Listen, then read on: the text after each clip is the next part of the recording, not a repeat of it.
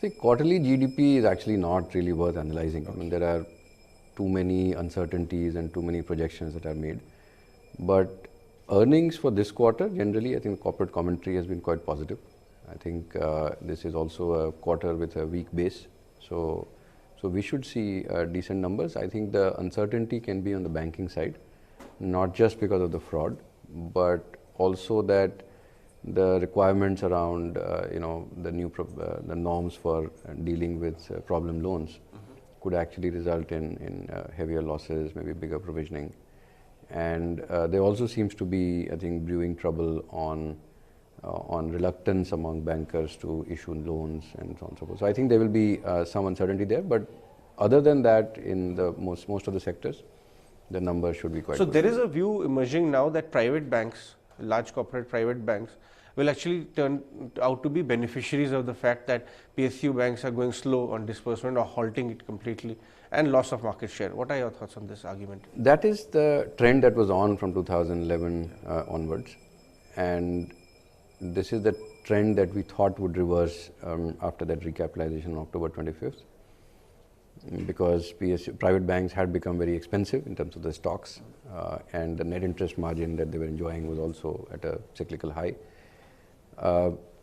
We thought this would reverse, but clearly a lot of the capital that was injected, which we at that time estimated would include growth capital as well, given recent developments, it doesn't look like there will be that much of growth capital left, and therefore that trend can resume.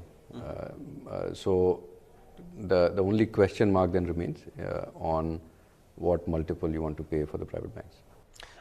Between the last time we had a chat and now, one phenomena which has gathered a lot of momentum is hardening of yields.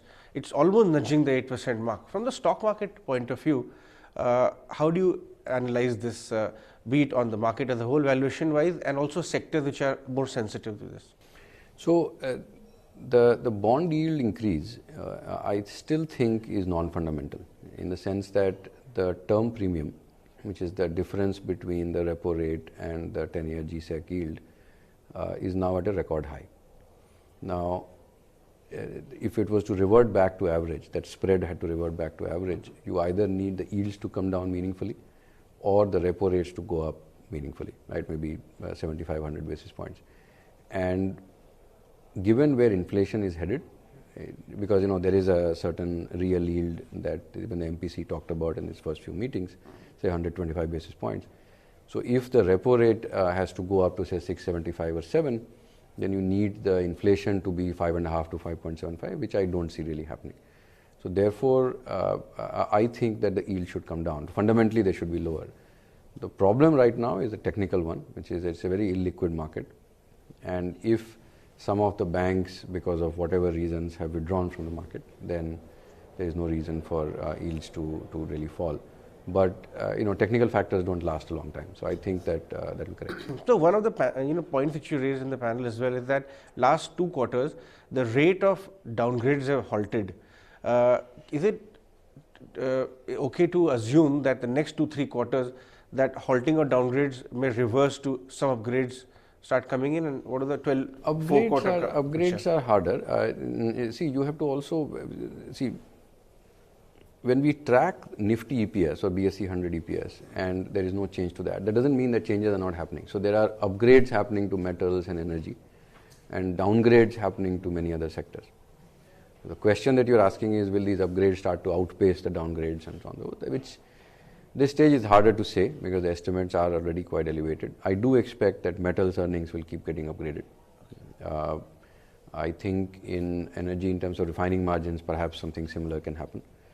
But I'm not as sure anymore on how the banking earnings will shape up next year, because as the recognition of problem loans is brought forward and there is increasing reluctance to lend, it is quite possible that some of the banks could see downgrades.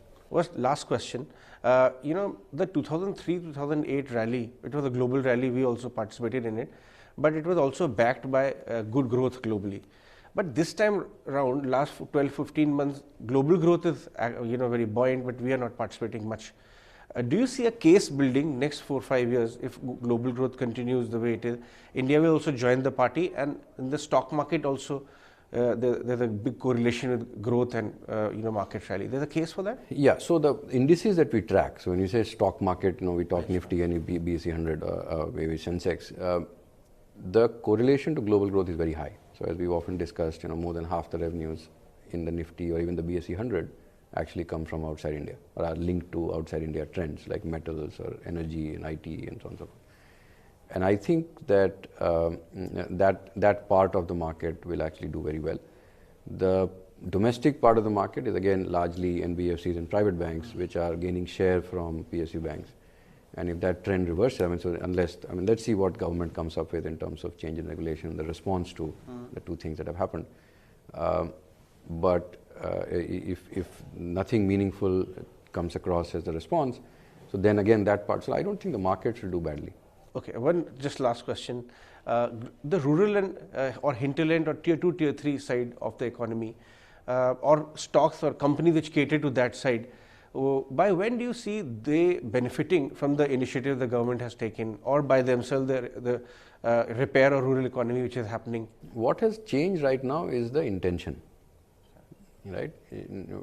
I am still not convinced that this is enough to revive rural incomes or agricultural incomes, let's say. Rural incomes, I think, are bigger than agricultural incomes in the sense that there is a lot more improvement, like, there is stuff still happening on Ujjwala, gas cylinders are being given, electricity improvement is quite dramatic. In UP, for example, rural power consumption was up 23% last year. They are still electrifying like 1.5 crore households, so there are dramatic changes happening in the rural landscape.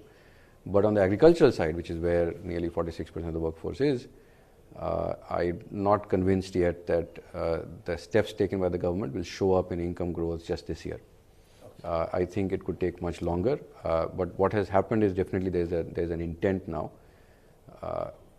But pre-election, I don't know if there will be enough impact. So then we are dependent on what the next government does.